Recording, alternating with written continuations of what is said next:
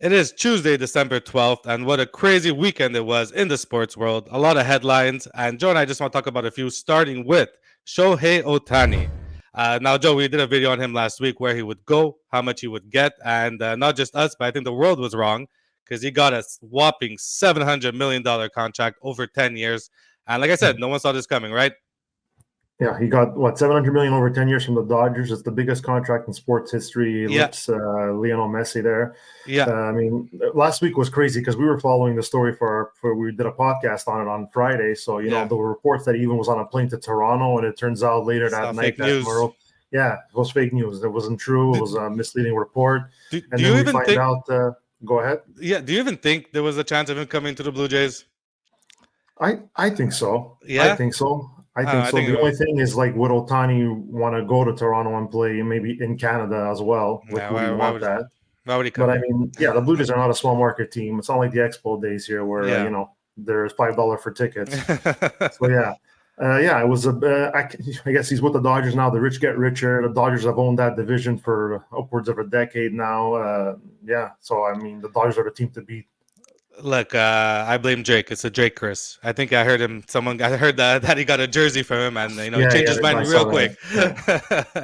But the thing about this Ohtani deal is the way the money is deferred now. So he's only going to be making $20 million over the 10 years of his contract. So he makes $2 million a year, and he's going to get the rest of the $680 million once his contract expires. So this is a big loophole in the system, but it's going to help the Dodgers, spend on other players. And like I said, I mean, the rich get richer, and the Dodgers are just going to keep owning that division there.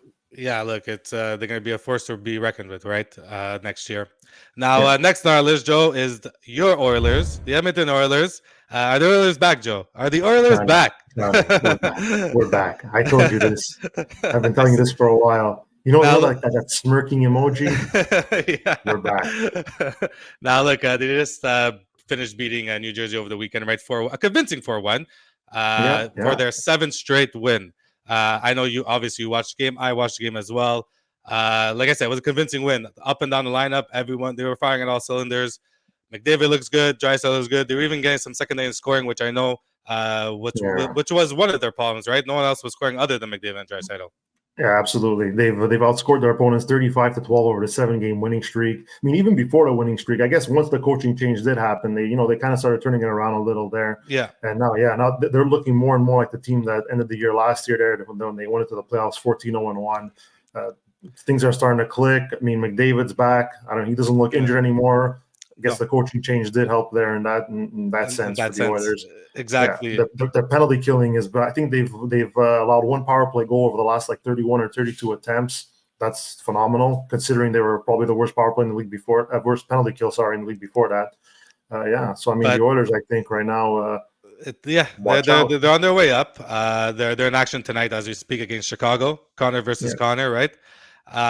Also, but look, even with those 7 straight wins, they're still 10 points behind, right? Vancouver, the likes of Vancouver. They dug themselves a massive hole. I don't know. Do you think they could crack that top 3, or is they're going to be mostly fighting for a wild card spot?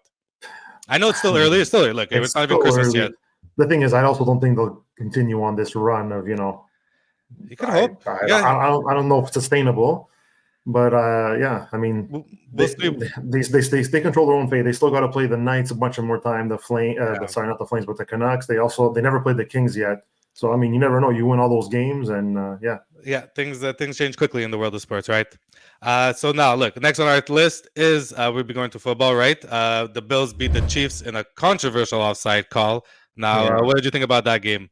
Do you think the Chiefs have something to complain about? No, they got nothing to complain about. It was offside. So all this talk about Mahomes after the game and Andy Reid and how it's embarrassing for the league and all this. You know what's embarrassing is your player lining up offside. Give him shit. Yeah, give him shit. The reason you lost that is not because of the refs. The guy can't even line up straight. Yeah. So I got nothing else to say. For the game itself, it was a big win for the Bills. They finally get back on track. They're now improved to 7-6. They stay in the playoff hunt. The Chiefs dropped to 8-5. They've kind of been reeling a little of late. I mean, the offense doesn't look the same anymore. It's their defense that's carrying them. And I mean, right now the Ravens have a 2-game lead on them for the number 1 seed. So it looks like for the first time in his career, Mahomes is going to have to go on the road to win. To go to the Super Bowl. It's gonna be something to watch.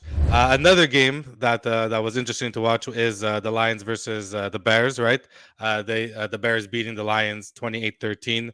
Now the Lions started off good at the beginning of the season. The past couple of games haven't been looking so good. Yeah, the Lions are. I think they're coming back to the pack a little. You know, maybe they're. Well, that's it. The back-to-back. They not in the back-to-back losses. They beat the Saints before that, but the week before that, they lost the Packers there on American Thanksgiving. Exactly. So it's 2 out of 3 losses now for the Lions. I mean, the last month of the season, they're gonna have to maybe try to turn things around here, and because that division kind of is still in play. I mean, the Vikings are kind of still lingering around with they beat the Raiders 3-0 in a hell of a game there, 3-0. I mean, so many points, Johnny. Look, I mean, for the Bears, it doesn't really change anything except for me. I mean, I have Justin Fields in my fantasy, and he won me that week, so that means I made the playoffs because of him. So for that, I thank him. Wow. It was only his second rushing touchdown of the year, so usually he's someone you would expect more out of from that. Exactly. And the last game, staying on the NFL, is the Eagles and the Cowboys, right? The Cowboys winning, being the Eagles. I mean, the Eagles are. It's not like the Dallas Cowboys suck, right? They are still a good team, but Philly, they do have one of the best records in the league, and it was still a big win for them, right? Well, Johnny, that was a total beatdown, and now that's it. The Cowboys now they're tied with the Eagles and also the 49ers there. So it's a 3-way tie for the number 1 seed there in the NFC. And the Eagles even scored an offensive touchdown. The Eagles haven't looked right for a better part of a month now. And they didn't even their wins that they got like against the Bills and the Chiefs, they barely squeaked them out. So maybe the Eagles are just, playing the field and waiting till the playoffs to turn it up. But, they don't really look like the same team from last year that was dominant. Do you think they can make noise in the playoffs, though, the Eagles? Yeah, I think so. Yeah, I think so. It's just they're not playing the best football right now, but if they get on their game, for sure the Eagles. It's going to be between the Eagles and the Niners, and I guess the Cowboys. I guess you got to take the Cowboys seriously. Do you? Yeah, I think so. They're 10-3. I mean, they just destroyed the Eagles. They have some big, impressive wins this year. So they look unbeatable at home. When it comes to playoffs, it's a whole different game, right? And once they get into the playoffs, that's when they need to start playing well, right? And last, so that's it for NFL, Joe. And last on our list, we'll be going to the pitch to European football, something that I love to watch. And I'm sad to say I am a fan of Manchester United. They just got beat down 3-0 to AFC Bournemouth at home, losing for the first time. Bournemouth winning for the first time at Old Trafford. It was horrible. It was horrible to watch. I don't want to talk about. They also lost today in Champions. They're out of the Champions League. Lost today to Bayern 1-0. Another loss on our record. Do you think they can still crack the top 4 for Champions League for next year? No, I don't. I mean, right now they sit in 6th place. I mean, out of them is Tottenham. Tottenham's Spurs. There's Aston Villa. There's Man City. There's Arsenal, Liverpool, who no one had winning the league at the beginning of the season. Looked fantastic, for that team. Salah scoring his 200 goal. But when it comes to Manchester, when it comes to United, I don't know what's going on anymore. He's not, Eric Ten Hag is not starting Højlund, who they brought in this year, a young striker. He keeps going with Martial. He keeps playing fucking Anthony, who fucking sucks. So we paid him 80 million to do. I think he has 1 goal, if I'm not mistaken, if not 0. I don't know what he's doing. It's going downhill. The only player, you know what? Everyone used to make fun of Harry Maguire. There's a lot of memes on him, Joe, on the internet. All the mistakes he makes. But you know what? So far, he's been our best player this year. We brought in Onana to be a sweeper keeper, but he's just been terrible. Up and down the lineup, it's not looking good. No, to answer your question, I don't think they can make Champions League next year. It's horrible to watch. We had a great, 2 decades. Manchester United have been good since, I'd say the mid 90s, and they've fallen off since about 2015. So no, it's not fun to watch, but it is what it is. They just, 3-0 in soccer is a big deal. To give you an example, it's like losing 21-0 in American football. Just to, know what I mean? Yeah, it's a beatdown. It's a beatdown. FC Bournemouth, they're 14th in the league. All their goals too. It was Manchester United trying to get out of their zone and them just picking them apart. It was a tactical win on the side of Bournemouth.